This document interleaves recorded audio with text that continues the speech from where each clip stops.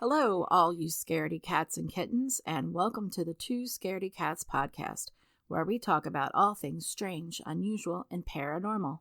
We're your hostess with the mostest. I'm Stacy. And I'm Kara. So, Kara, did you do anything new, different, or interesting this past weekend, or the past 2 weeks, I guess? I went to Pittsburgh for a convention Did this anything weekend. Strange? I mean, not really strange. And how'd that go? I mean, it was fine. It was normal. Just like... Was it crowded? Apparently attendance was up from last year, so that was good. The last one happened in December, though. Was this the one you guys had to, cloud, or everybody was helping chip in for? Yeah, it had to be group funded. Yeah, okay. For some extra costs. I don't know, but it happened. Well, that's good. Oh, Chloe won in the cosplay competition. I saw that. That's awesome. Yeah. In her costume that she had made herself. That's really cool. Yep. That's a big deal. Second place in novice, which is pretty good. Did you see all those movies that got announced for Marvel or whatever, like the cinema? I did not. I heard some rumblings about it, surprised. but I didn't see any of that. I know they released the trailer, the Black Panther the new trailer. I saw that with the nod to the king. But other than that, I didn't hear anything else. No. What new movies are coming out that sound interesting to you? They just kind of showed the lineup for the rest of. I think we're in phase 4 currently, and I think Wakanda Forever is the last one. Mm-hmm. And then we're going to phase 5, and then they also announced phase 6. Oh, that's the last one of this phase. So they told us. So is phase 5 going to be all the mutants, since they kind of tapped into that's that definitely in some of the stuff that's coming up. Thor and all that? And some other. Okay, I got you. I don't know, I have to look at it, but I thought it was interesting. Oh, did you see that movie, Nope? What? No, I haven't. I heard it's really good, though. I want to see it really bad. I heard it's really good. It's a really good horror I movie, have. and I will see it soon. Although Peel does some really weird. His stuff is really weird sometimes. But I heard this one's actually really good. What are you talking about? It's really good always. Yeah, but sometimes it's a You little misses. weird. Just, I don't know. But this one looks cool with the aliens. That's a new take for him. Yeah, it seems like it's right up our alley. Oh, yeah, I agree. With the aliens and... Maybe we'll go see it when I come up next I'll have to go see weekend. that. Oh, that's a good idea. Mm-hmm. We could do that. I haven't seen it yet. It's me and Mario. Mario could probably come too, because he wants to see it. Bring him with us. Sure, why not? The more the merrier. You go on that Friday. Yeah, we could. Because he's off that day. All right. Okay. We'll do that then. All right, sounds good. Okay. All right, well. Let's go ahead and get this party ready? started. Yeah, I'll go ahead and go. So Okay. today I am going to be talking about North Brother Island. And it may not sound interesting to you right now, but when I get through telling you the tale of North Brother Island, it will all make sense, I promise. Okay. So a few miles away from Manhattan is a 13-acre island called North Brother Island. The island sits on the East River and has experienced many tragedies and a very fascinating history. This island is believed to be haunted and cursed by the many people who died on the island, while there was several hospitals that were located on the island that had a lot of deaths associated with them.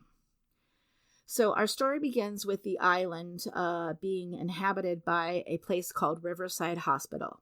The purpose of this hospital was to treat and isolate sufferers of contagion diseases, and the first residents of the island were victims of illnesses such as smallpox, tuberculosis, yellow fever, and typhoid, or typhus, as they called it. Back then, remember, these illnesses were running rampant. They had not invented a vaccine yet for any of these. So a lot of people were getting these and dying from them. So the most notorious, or I guess in our case, well-known resident on the island was a woman by the name of Mary Mallon.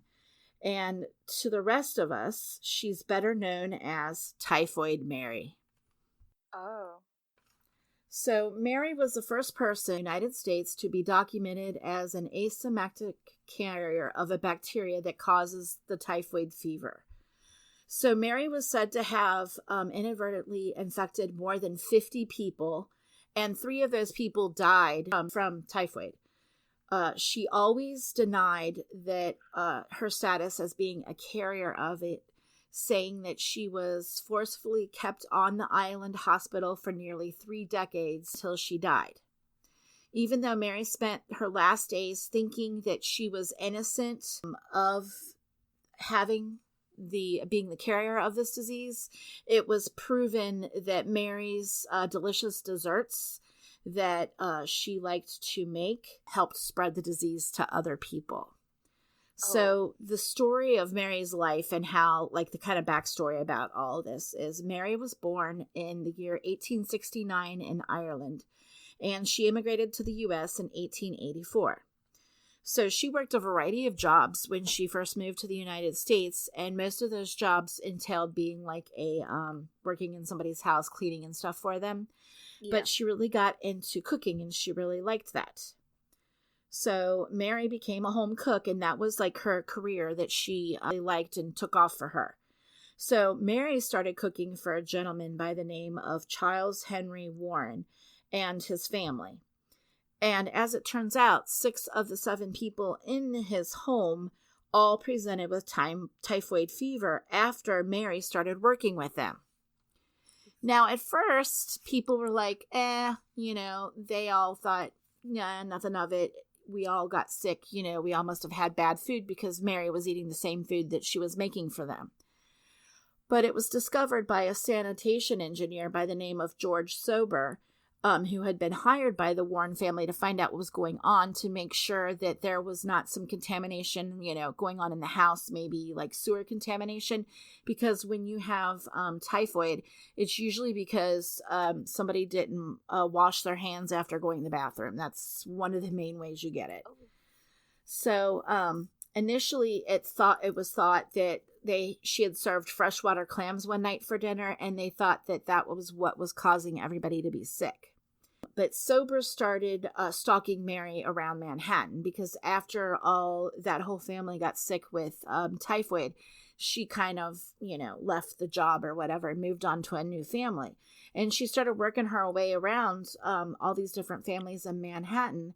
And he was trying to prove to everyone that she was this carrier of the disease. So he was finally able to prove his case that when he saw Mary had worked for 8 other families, and all of them had cases of typhoid disease in their homes after Mary began working for them.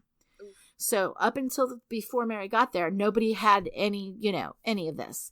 But as soon as she started working for them, all these people started getting typhoid. So, the only new person entered into the equation here is Mary. So Mary was turned over to the police, and this part gets really crazy. Like, I just don't believe that this happened back then. But they turned Mary over to the police, and she was tested. So it was found that she was positive for typhoid, and she was sent to North Brother Island Riverside Hospital, where she was quarantined, because that's what the hospital was used for. It was to help cure people of these sicknesses, and they were also sent there to quarantine them from the general public. So Mary ended up suing the health department for sending her there, and she actually won her case by claiming that no one told her about being a carrier, and that the way they tried to treat her, get this, back then, was by giving her laxatives. Now, yes, I looked this up. Typhoid is actually a bacterial infection. So the way we would treat that today is with antibiotics, okay? Back then, apparently, they just give you laxatives and told you to poop it all out. So I guess they thought they would get rid of all the bacteria that way. So after that happens, okay, so after she sued the health department and she told them, the reason why and all that, they offered to remove her gallbladder for her in hope, thinking that by removing the gallbladder, they would get rid of the bacteria, because they felt that it was all inside of her gallbladder. But Mary denied, as Mary likes to do. And Mary was eventually, get this, released under the condition that she would not work with food again. Okay? So she gets released. And guess what our little friend Mary does? So Mary gets released and she immediately starts working in the food business again. What the heck? Spreading her germs to everybody. So Mary gets a job as a cook at the Sloan maternity ward in Manhattan. Okay. So think about this. She is now feeding ladies that are pregnant. Oh, you know, they've either given birth or about ready to give birth to babies. And she's spreading typhoid to all them and their unborn children. So she basically infects 25 people in this hospital, and 2 of the people end up dying. Wow. So she ends up getting caught again, and she ends up back at Riverside Hospital. And that's where she remains until her death in November of 1938. So she ended up staying there for another 30 years after she was caught the second time. Yeah. She was a little cuckoo. So after she died, it was realized that she had been shedding. They ran some tests, and they discovered, this is a kicker here, they discovered that she was actually shedding the bacteria for typhoid from her gallbladder. She had gallstones, and I guess when she would release those, the bacteria would get released with them, and she wasn't washing her hands after she went to the bathroom, and she would go in the kitchen and make food for people. And that's how she was, that's how she was spreading it to everybody, which makes you kind of, ugh. So that is today why somebody will tell you, oh my God, you're typhoid Mary, when you get sick and then the whole rest of your family gets sick after you. That's where we've coined that phrase and where it comes from. So now you guys all know how we came up with the phrase Typhoid Mary. Now, also, on this particular island, there was another incident that happened about 3 years before Mary got there, and it was the biggest loss of life in New York City in the 19th century. And this happened in June of 1904. A church group of women and children had chartered a boat from New York, and they were heading for a picnic trip to go to Long Island. A fire broke out on the vessel. Now, keep in mind, this is back in the early 1900s, so this vessel would have been mostly wood, and it broke out into a fire. So, as you can imagine, it went pretty quickly. The captain also had a bunch of gasoline cans down in the mechanical room, which fire broke out, because that's where the fire broke out, was in the mechanical room, and when they hit the gas, a giant explosion happened. The captain noticed that the boat was on fire. It was too late, and the boat burst into flames, and 1,021 people perished on that boat. Now, the interesting thing about this is that the boat sank right on the banks of the North Brother Island, and the residents of the hospital that was up and running at the time were actually helping pull out the people that, there was several people that survived, was pulling people out that survived and, picking up the wreckage that had washed up on shore. So today, the ruins of 12 buildings and Riverside Hospital, where Mary was kept, are still intact and remain on the island, but they are so overgrown with plant life and birds. But in the late 50s, at 1950 and 60, it was used for a alcohol rehabilitation center, but it was forced to close its doors in 1964 after it was reported that there was a lot of staff corruption going on, the mishandling of patients, and all that kind of stuff. So they had to shut it down permanently for good at that point. So they say that the patients that came to the island were never heard from again most of the time. Keep in mind, there was no telephone on the island. They were not allowed to have any visitors come to the island because, think about it, I mean, this is terrible, but it makes sense.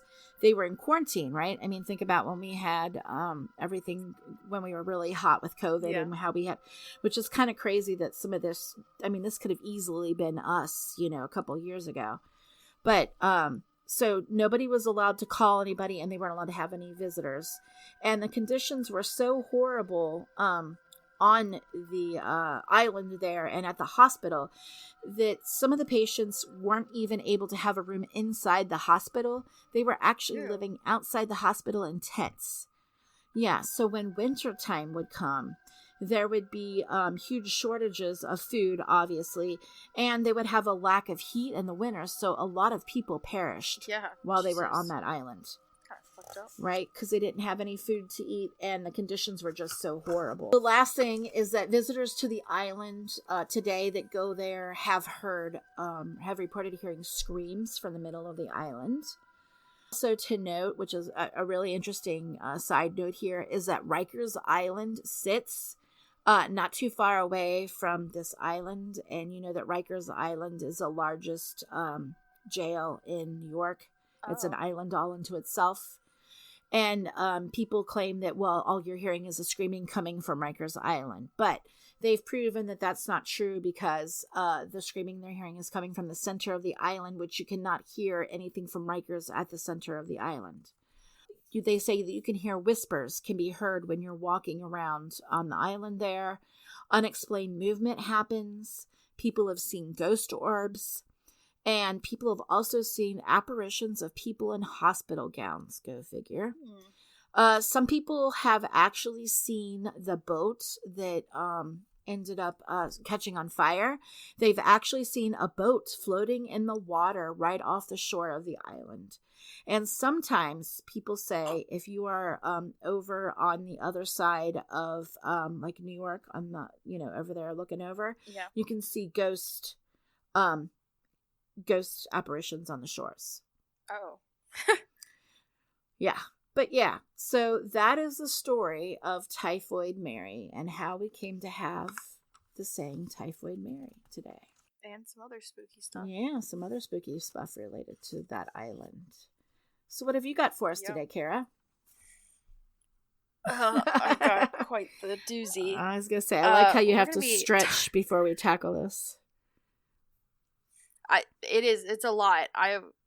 When I was like watching stuff about it, I was like, what in the actual... I've never heard about this in my life. But there's a reason we haven't heard about it, because, government conspiracy. Oh yeah, they like to hide all but we're going to be talking about Yellowstone. Okay. Yellowstone specifically. And basically, just like a few years in the park. This is an account based by a park ranger specifically. So who worked in the park. So, it's very disturbing, just, like, warning people what this guy finds, and just, like, the stuff that's going on in the park at this time. So, disclaimer, some people may find this disturbing. Disclaimer, it gets a little spooky, very spooky. Probably gonna be, like, up at night thinking about this. So our story begins with a call to investigate a campsite that had been reported to have been attacked in the middle of the night. So, during the investigation, 3 bodies were discovered, mutilated. It was suspected to be from an animal attack. And it was originally, they were like, okay, it's probably like a bear. So I was going to say a bear, because they are natural creatures. There. It's in Yellowstone, the park. There are bears or wolves, and wolves are like an issue in the park. But they did DNA testing, and it was actually determined it was canine, but it was not wolves. And so the bodies, how they were like... They were basically completely mutilated and torn to shreds, but they didn't eat the body at all, which is weird. Because predators don't normally leave the body, eat the body, or they normally do eat the body. Leave it. They kill to eat, but it was just the body was just torn up in pieces, which is very strange. And so after this, it was kind of like the first kind of thing where everything started getting really crazy. So unusual reports of activity began after this. There was a lady who reported being attacked by an upright animal walking around. But her arms were torn off by her body. Wait. Like, both of her arms Wait a minute, torn off. She's talking about seeing... and she's missing arms? There were witnesses that saw, like, this giant animal creature that was walking upright just attack her and rip off her arms. Isn't that crazy? And... she ended up dying on the way to receive medical care, actually. You think? So they weren't able to get, like, an account directly from her. But, like, there were people who were in the area that witnessed it and, like, said what they saw. And why have we never heard about this before? That's what... that's what I want to know. It gets even crazier. That's not even, like, the crazy stuff. So, a married couple who had been reported missing for 2 weeks had been found. They were found a mile from their original campsite, and their bodies were in really good condition, considering that they were found dead, you know. And there was nothing to indicate that they had been dragged away, or, like, moved from their original campsite to where they were found. The couple had been found 300 yards apart from each other, and both of their heads were missing. What? Which is crazy. Okay, so we have lady missing both arms, and then this couple with both their heads. Yes, their heads were, like, clean cut off. Wow. Like clean cut. It didn't look like somebody had, like, it wasn't, or was it like a clean slice? It was like someone pulled their head off. So, like, ligaments and stuff. But it was, like, weirdly... okay. Ew. Yeah. And so they eventually found the male's head a month later. Gosh. Like, someone reported finding a head just on the trail. Oh my gosh. Can you imagine? And when they, like, looked at the head, it was not showing any signs of decay. I was going to ask, was it It's been missing for a month. It should be, like, totally eaten. And the eyes were missing, and the tongue was removed. Weird. Yeah. Isn't that weird see no as evil, heck? hear no evil, or speak no evil. Oh, okay, got it. And the no signs of decay thing is something that we see in cattle mutilation. Interesting. So there's a tie-in. Probably aliens. Actually, I have no freaking clue what this is. Like, it is absolutely insane. And this, like, we haven't even gotten to the crazier parts. So, like I said, the tongue and the eyes have been removed from the head, and they never found the woman's body. They just found the You mean the head? Or the woman's head. Right, got it. Not the body. Yeah, they found... And so, here's another crazy thing. A naked man had been discovered running around a trail, mumbling to himself like crazy. Oh my gosh. Thankfully, a park ranger found him. Right. And they brought him in to, like, question him and be like, hey, what the heck are you doing, running man? around naked? Yeah. Naked. So the guy was clearly crazy and had been missing they, like, talked to him and they found out he had been missing for 9 days. Oh my gosh. And his story, he claimed that he had been taken by a large black hairy creature, and he referred to the creature as a bear man. It was like a bear man pig human. From South Park. I'm telling you. Maybe this is where it was inspired by. Maybe. So the bear man had taken him out of his tent in the middle of the night and brought him to a cave. There were other creatures like it in the cave. And the creatures fed him and kept him alive, but they threatened that they would eat him if he told anyone what happened. That is crazy. So the guy did eventually get out, because they kept him alive, and then he escaped, and that's when the park rangers found him. So does anybody think that this could be a type of Bigfoot? Or do they think I don't know, it does kind of sound like it, but... But Bigfoot doesn't usually There's some other kill people like that. Yeah, this. Yeah. Okay, carry on. Sorry, I was just speculating. It's just there's so much weird stuff that happened over this, like, period of time, and probably still going on. Oh, I'm sure we just don't hear about it. Eventually, the park ranger quit because of what was going on, which I don't blame them. Things started to escalate at the park since the couple went missing. The one, because that was kind of a crazy thing with the whole heads missing. So dark hooded figures were started to be spotted around the freaking park. And then people would hear, like, random voices in the middle of the night, like, calling to them. Like their actual name, or just saying, hey, come over here? just like you would hear people speaking in the middle of the woods, and you'd be like, what the heck? Like, disembodied voices kind of a thing. So the park eventually brought in the government for damage control. That's who you call first? There was actually speculation that it was, like, a part of, like, the shadow organization of the government or something crazy. The agents would start questioning hikers and the other park rangers, basically, like, being super aggressive, be like, what did you see? What did this? And then, so a hiker found a rogue campsite when where he described seeing a wolf bear man with long claws. So we have another person saying that they saw this creature, the wolf bear thing. This guy approached, he was kind of like, hush, hush, because everyone's like, don't talk about anything weird, because we're trying to keep this under wraps. But he went to the the one who's like the whistleblower who's telling the story or whatever. He stumbled upon the creature when he was sleeping, and he woke up in the middle of the night to a voice calling him. He followed the voice. Why? And he ended up finding the creature, and he described it as having red glowing eyes, which is one of the only accounts that said that. Yeah, that's not your normal.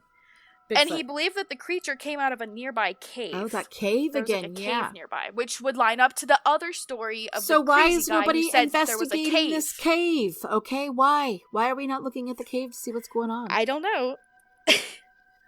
So the park ranger then decides he's going to go investigate it himself. He brings along his partner to check out and like see, because they have a few accounts about this creature. You know, so they're like, man, we should go investigate it just to make sure. Upon investigating the area, they discovered some stray humanoid tracks. So they did find weird tracks that did not look like a normal animal or like a human track. Right, okay. It was like a mix between an animal and a human track. So they were kind of like, this is weird. They did eventually find the cave that he had described. Mm-hmm. And they did go inside of it. Okay. And while inside the cave, they noticed a strange, faint green glow near the back of the cave. What? They eventually spotted the creatures that the other people had described. So this guy saw it himself. Multiple of them, because there's more than one of these creatures, apparently.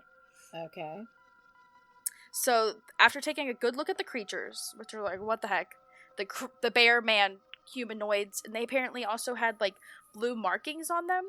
And parts of their, like, body looked like it was burned. Which is very strange. Oh, so they could have come from a UFO and been burnt when they crash landed or here on it's Earth. a government conspiracy. Yeah, they could have. I'm telling you, I think the government's involved because they were like poking their nose in it. So obviously the park ranger's like, yeah, we gotta go. These things are clearly they ripped the one person's arm off and scared other people. So they run out, but as they're like running to escape, the creature makes a terrifying screech sound. That just sounds like man screaming. Right. Which is very creepy. So they're like, man, should we tell our supervisor? Because they're kind of ignoring all this stuff. They eventually do. They like bring it up to their supervisor. Like, hey, this is what we saw. This is what happened. And the supervisor says, do not tell anyone about this at all. And like kind of like acts like he knows or something about what's actually going on. Mm-hmm.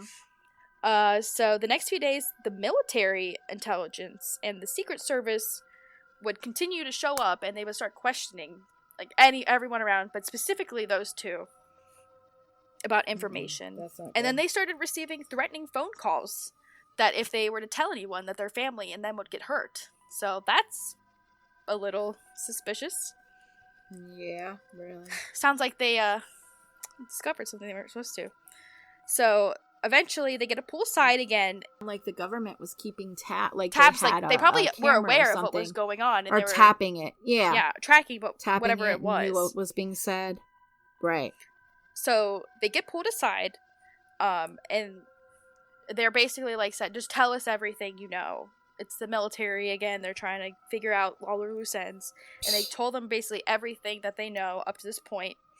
And then they are told that the military is going to get involved and they're going to clean up the situation. So they don't have to worry about it anymore. Yeah. Right. So that's suspicious. Which obviously is not where this ends. So overnight, campers had begun reporting seeing strange lights in the sky after this event. And then from going from 1989 to spring of 1990, the park was experiencing the lowest number of attendance ever. Because people were so freaked out. There was so much going on in the park. Like, so many people going missing and other crazy stuff. And then the public records, though, will not tell you this because that has been classified by the government. Those specific numbers. Staff was threatened to keep quiet or they would get fired. And Yellowstone did eventually make a press release about the happenings in the park in which they blamed everything on the satanic panic, which was happening around the same time. So they said it was all... Wait, what year was this? The 80s or the... 1989. It was like the end of the 80s. Yep. So I guess they could... Okay. That's why they pinned it all on occult killings. Satanic. Yep. Activity. Because that was the easy way out for them. Why they would say that. Exactly. Especially because of what was going on. But now that we know that the satanic panic was just kind of like, well, you know. It's probably a good thing we talk about. That's probably a good topic. Mm-hmm. So the military does eventually show up, and most of their activity is in the north parts of the park, where that is most of where the spottings and where that cave is that they found those creatures is up at. So the park rangers were told that they were not to talk or interfere with the military at all, or they would be immediately fired and let go. After the military leave, things seem to like go back to normal for a bit, but eventually sightings and weird stuff starts picking back up. Reports of abductions, alien abductions, starts happening. Seeing large wolves who could stand upright, and wild men with spears, which is a weird one. And then human shapes that would follow people around, which I think they were describing like shadow people almost, like these just like shapes of people. Just kind of crazy that there's shadow people involved too. Yeah. And then the murders and missing people became so frequent that it was just concerning. And then one night, the park ranger, the main guy, he gets a call about something. They basically have to clean something up before it gets out of hand. Just in the middle of the night, he gets that call. So he goes to the place where they have to, it's like in the middle of the woods. When he arrives, he finds a pentagram carved in the ground. And there are 7 dead bodies wearing black robes around the pentagram. Weren't there reports of these people wearing black robes, right? Yeah. In the park? And then... So maybe somebody went in and cleaned them up. All of their heads were missing. In the same way that they were from that first couple we talked about. Right. Like, they were removed in the same fashion. They never found those heads, though. So... After that kind of case, the park ranger was like, I don't think it's worth it anymore. And he did retire in December of 1991. His partner, though, the one that saw that creature with him in the beginning that he brought in, they ended up disappearing in 1994. They kept with their job. They were threatening to come forward with all of the info that they had about everything and go to like the press because they thought it was unfair that the people didn't know what was going on, and like these people were actively going and like vacationing there and all these families were missing and stuff. So I think this also connects to the missing 411 stuff. That's what I was just gonna say. Since it's in a park, because that all happens at a national park. Something strange is going on. It might not be just that national park, but all national parks, there's something strange. But that was totally weird. Our crazy story. And obviously the guy, I guess he's kind of getting old, so that's why he came forward with this story. He came forward pretty recently with this story. Really interesting. Yeah, But the other guy that is missing, is that what you're saying? It was a girl, but no, she's actually in one of the missing 411 cases now. Well, they think that the government, like, she's reported as a missing person in the... okay. As, like, basically she threatened, and then a week later she disappeared. Yeah. I wonder what happened to her. Right. Has to make you wonder. But yeah, isn't this a crazy story? Makes me not want to go to Yellowstone. I was gonna say, and we almost went there this summer for our vacation. Well, good thing we could have hung out with the wolf bear creatures. The wolf bear man. Yeah. I don't know. Or the man bear pig. Yeah. Whatever you want to call it. Is there anything else you got for us today? No, just, make sure you wash your hands before you handle food so you don't... Yeah, wash your hands and don't go to national parks. Exactly. Who knows what's going on. Exactly. Good grief. Don't go to the woods Don't be alone. a typhoid Mary. Wash your hands, please. Yeah, wash your hands and then, don't get abducted by aliens. Yeah. Watch out for that unidentified stuff. Well, if you enjoyed our podcast today, follow us on Instagram at 2ScaredyCatsPodcast, and please be sure to leave a review on Apple Podcasts and Spotify. It really helps the show get discovered. And tune in 2 weeks for a new episode. And to all our scaredy cats and kittens out there, Remember, curiosity didn't kill these two scaredy cats.